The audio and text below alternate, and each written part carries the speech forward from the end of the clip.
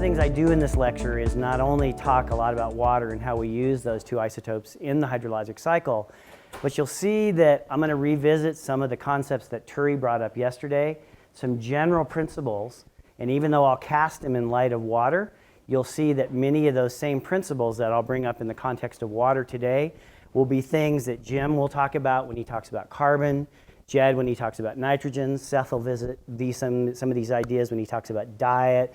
So you'll see that these are some fundamentals that we'll kind of go back to over and over again. And I'll spend some time today elaborating on some of the things that Turi touched on, but then I'm going to have a chance to actually develop a little bit more detail and put them in the context of water. So with that, let me see here. How's this? Good? Okay. So here's the roadmap of what we're going to do today. And this is going to be a 3-hour lecture, right? So we'll take some breaks in between, of course, a coffee break at one point. I encourage all you guys to ask questions, all right? Stop me, really, as we go along, because this class really works best when it's interactive and you guys get a chance to ask your questions.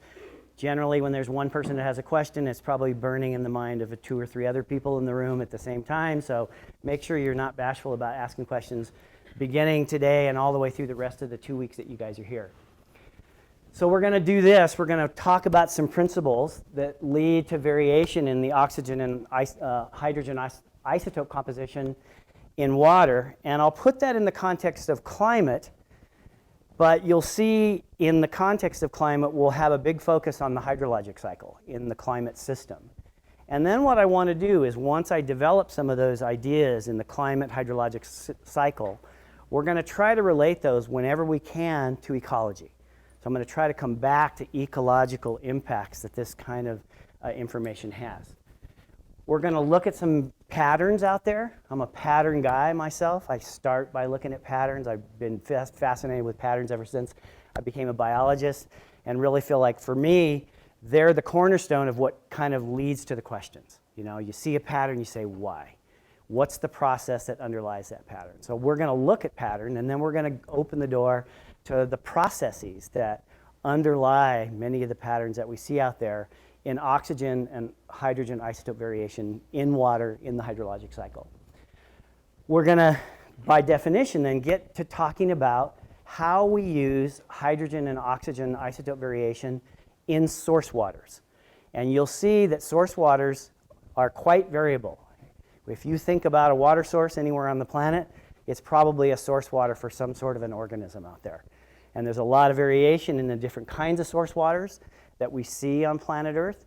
And so we're going to talk a lot about what leads to the variation in the sources of water that organisms use and that drive many of the physiological and ecological processes that those organisms are part of and play a dance in. So, all right, we're going to spend some time on that. So we'll link these to ecology, we'll link these to physiology. Then Dave Williams is going to come along next week, and some of the things that I bring up today, Dave's going to develop in a deeper context and link them to ecosystem sciences and ecosystem fluxes. So some of the things I bring up today, you're going to hear about again. Dave's going to come back to these. Then we're going to look at some of how hydrogen and oxygen isotope variation sort of fits into some case studies. I won't have a lot of case studies, but there's a few here that will illustrate a few of the points, and I think they're best done in the context of a case study. But that's going to set things up also for some of the other lectures you're going to hear in here. The ones that are coming up, John's going to talk about how we use hydrogen and oxygen in tree ring cellulose. So he's going to link some of the things that I talk about today to what he's going to tell you about in the context of tree rings. John Hayes, Jim mentioned yesterday, is going to come in right at the end of this course, and he'll be talking a bit about probably biomarkers. And so some of the things that I bring up today will be brought up.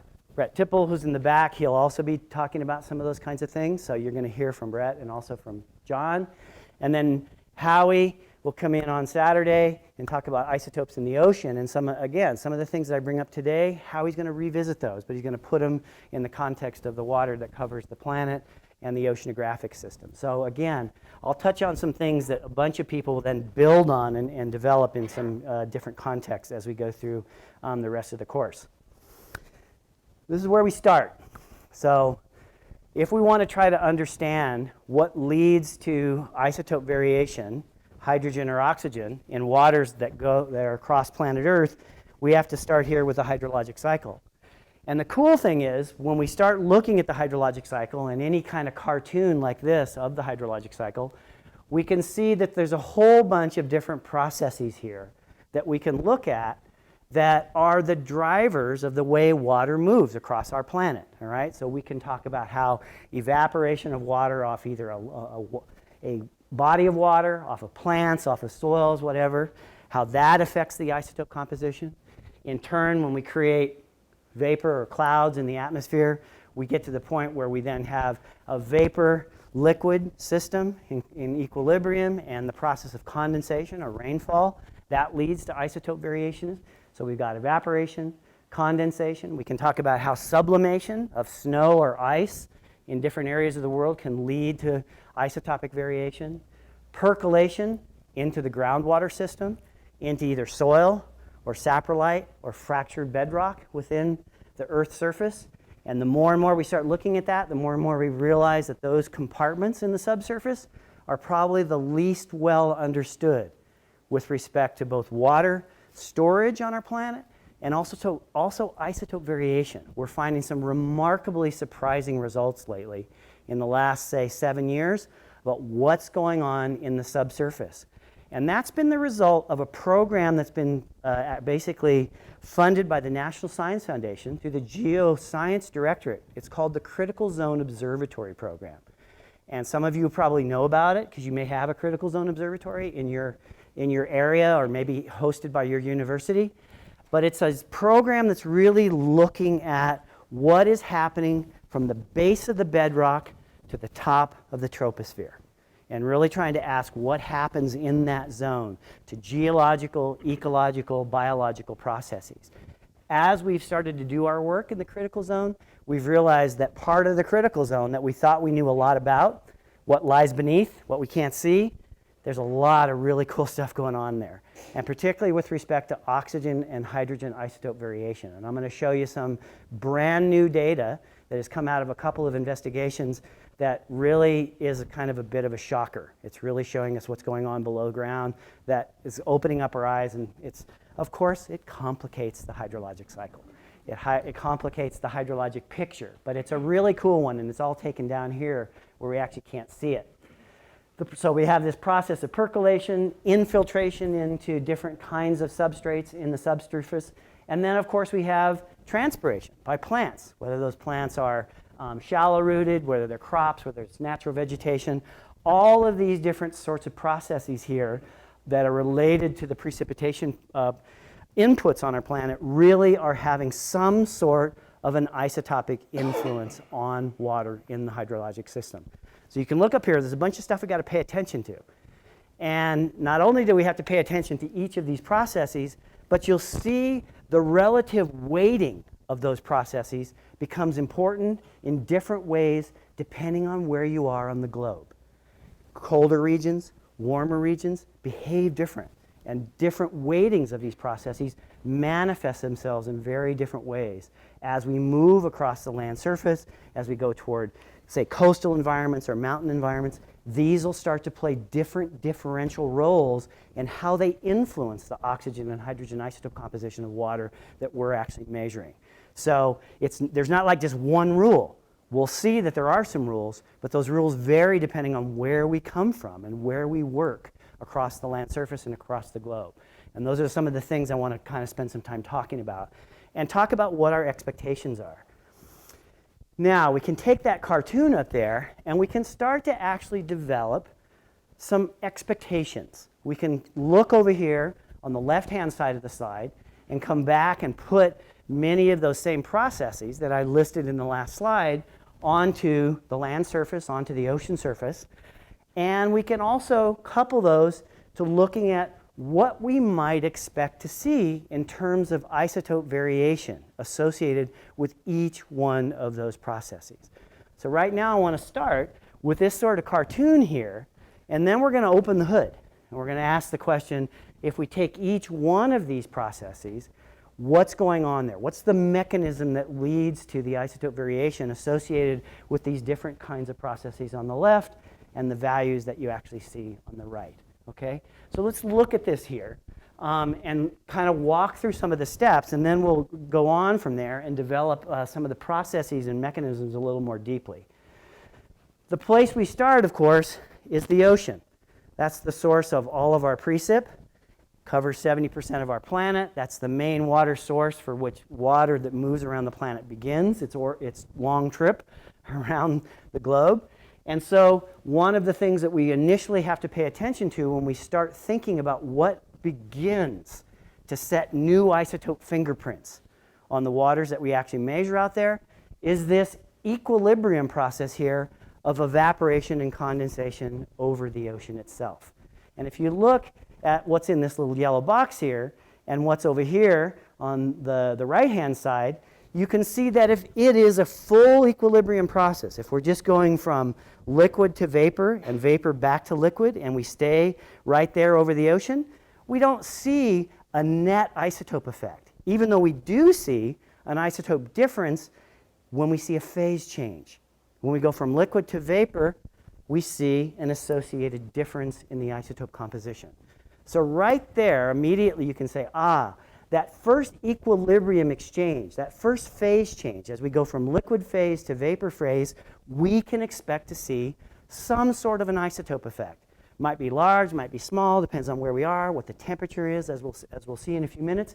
But we can see that if that equilibrium process is going on, there's going to be an isotope effect, and we're going to be able to measure that, all right? Now, that's kind of what's happening if we're in an equilibrium phase, and Turi was talking a lot about equilibrium processes yesterday. But as we go on to the land surface, we start to have additional climatic factors that come to play. And a lot of those climatic factors have to do with advection and convection, all right? The movement of air masses. And when you start to heat up the land surface, you start to get differential heating between the land surface itself and the ocean, where a lot of that water has its origin and its injection into the hydrologic system. When we get that land surface and we start to add these additional advective and convective processes, we start to see now additional isotope effects. And they're different than what we see over the ocean, all right? So now we start to add in a wrinkle of complexity. So here in this little pink box that I've drawn, we go and we look at evaporation condensation, the same processes that we have going on over the ocean, but they manifest themselves slightly different over the land surface. Now you can see over here now, we got an evaporite coming off the soil here, about in oxygen isotope context, about -7. And if we get condensation of that back into the soil system, it's not quite -7 anymore. We get a little additional isotope effect. And you'll see the reason why that manifests itself is that we're no longer actually having isotope effects that are strictly explained by equilibrium processes. We now have to start to add in what we call kinetic fractionation, other isotope effects that are beyond the classical equilibrium effects that we see in many different kinds of biogeochemical systems, all right? The other thing we have to pay attention to as we go over the land surface, and this is sometimes true over the ocean as well, is that that evaporation isn't just taking place into a void. It's going into an atmosphere that also has an isotope value, all right? And so one of the things that you're going to hear over and over again in this class is we have to pay attention to two sides of what I call the isotope coin. Fractionation on one side and mixing on the other. We're always thinking about how those influence the isotope composition of the waters that we're actually measuring, or the nitrogens, or the carbons, on and on and on. You'll see that fractionation is one side of the coin and mixing is also the other side of the coin. And in the hydrologic system, it's really important that we're always paying attention to both of those, because fractionation and mixing are always happening. They're not mutually exclusive, and you'll see that there's a really important set of rules that we need to pay attention to account for the mixing and the fractionation effects on the water that we actually measure. Okay, so we have this background value. We're mixing some evaporite into that. It condenses out. So now we've got we've changed the game here. We're not starting with the same evaporite that came off the ocean over here. Now we've got something coming off the land. It mixes it in some background value. We don't actually know what that value is unless we actually go out and trap it or set up our vapor system and actually collect what it is. But you can see that we begin to have some additional effects on what the isotope value of that water might actually look like. Transpiration, another effect going through plants, which we mentioned. If that uptake of water by plants is being transpired at what we call a steady state rate, so what the plant takes up is what it loses. So basically think of it as a conveyor belt. What's coming into the roots and going out of the leaves is just kind of moving along this conveyor at a kind of a steady state. Then what gets taken up by the plant and what gets transpired by the plant are essentially equal. All right? Now, that assumes steady state, right? How many are biologists in this room? Do we work in a steady state world? No way, all right? So most of the things that we work in are non-steady state processes. So we can identify this one as steady state, but what we really care about is when it goes non-steady state on us. What kind of isotope effects might we expect to see? And we're going to loop back to that and realize that this is a really simple picture here, and we don't get to see it very often, all right? It happens, but many times we're talking about things that are not at steady state. Okay, let's continue. We go up, we have this evaporite that goes in. It creates some clouds or vapor system here. As you can see, within the cloud itself, we get variation depending on where we are in the cloud system itself. And part of that variation is of course, conveyed here, is as we take that evaporation off the land surface and we create a cloud mass, we're beginning to cool that cloud mass as it rises in through the troposphere. And as it rises and it cools, obviously, it condenses, all right?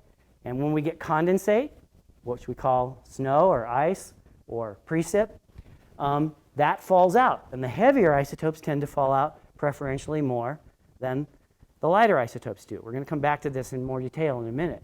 But you can see this is an additional place where we get isotope effects. But again, that cloud is also not just out there in isolation. It's moving through an atmosphere. It's moving over land surfaces, lake surfaces, vegetated surfaces. And there's injections of other kinds of moisture into that cloud mass as it's moving along its trajectory. So you have advection, or sometimes called atmospheric entrainment, of other water sources that might be coming from other places that are also mixing into that cloud mass and make it pretty complicated to be able to predict exactly what the isotope value actually is, all right? Because there's a bunch of places where water can come from and mix together within the hydrologic system, all right? We have some nice expectations here, and we can kind of tie those to some of these processes here. But for our purposes, I think, one of the things that we really care about is what's the magnitude of the isotope effect associated with each one of these kinds of processes, and what's the magnitude of the variation around each one of those numbers up there? You don't see any standard deviations or errors on there, do you? All right? So we got to talk about what the magnitude of each one of these effects and each one of the variations around one of those numbers is. We did already mention that mixing is a very important part of it. And then it also comes down to how well we can measure these things. And you'll see some of this stuff's really easy to measure. And some of it is really, really hard to measure. Right? How do you get vapor at the top of the planetary boundary layer? Right? That dictates a lot of what happens on either side of a cloud mass that's moving across the land surface, right? This is not an easy thing to do. Most of the time, it's something that we do by modeling it, not by measuring it. And we're trying to improve our measurement techniques all the time. But part of our misunderstanding about what happens with the oxygen and hydrogen isotope composition of water in the hydrologic cycle comes down to the fact that we don't have a perfect set of measurements. We have some expectations, but many times those expectations have not been confirmed by measurements because they're really tough to make. You have to get in an airplane or send up a balloon or an astronaut or, you. So, yeah. So I have a question about you have two advection arrows of magnitude and also uncertainty. Are those just to indicate that advection could go in either direction? Exactly right. Or advection might bring in something that's isotopically heavier or something that's isotopically lighter. You're never going to know because the advected air that's coming in, you don't know where the origin of that air was. Did it come from a cold region? Did it come from a warm region? Was it a vegetated surface? Was it the desert? All right. So that advected air could have wide-ranging isotope variation, oxygen or hydrogen. Characterization to say that those are some of the arrows that might have the widest variation? Right now, that's some of the biggest uncertainties when we get into above the planetary boundary layer and before we get to the tropopause. That's one area that a lot of people are trying to spend time on trying to better understand isotopically. And the cool thing about it, they're doing now with satellites. All right, so we're starting to make measurements of isotope variation, mostly hydrogen right now, in above the PBL, but before we get to the tropopause, with satellites. And Dave Noon, who's actually here teaching in the spatial course, he's been using this satellite product to actually try to characterize that kind of thing. So big uncertainty, but a big opportunity to actually open up the box there and provide some new data. This might just be within but the difference in evaporation over the ocean and the soil, is that just reflective of the initial pools, or are there actually difference in fractionation? You'll see that there'll be differences in fractionation mostly because of what they're getting mixed into. Okay. All right? And so we'll come back to that. There's a model called the Craig-Gordon model that we'll look at that will inform how those differences manifest themselves. Okay. So let's keep going on. So basically what I'm trying to get you to do here is start to get an image in your head about processes and linking some isotope patterns to those, but realize that there's some uncertainties in all of these numbers here. And the other thing, and which is in the title of the slide here, is to try to think a lot about this. This really helps me conceptualize water and isotope variation, is to think about the pool and the flux from that pool, either out or in. And if you kind of account for the different pools out there and the fluxes in and out of those pools, you pretty much have what you need to account for to understand the isotope variation that you're going to be measuring. So it's really paying attention to pools and fluxes and the processes that influences those pools and fluxes, all right? But what this leads to is us to have to think about rules, all right?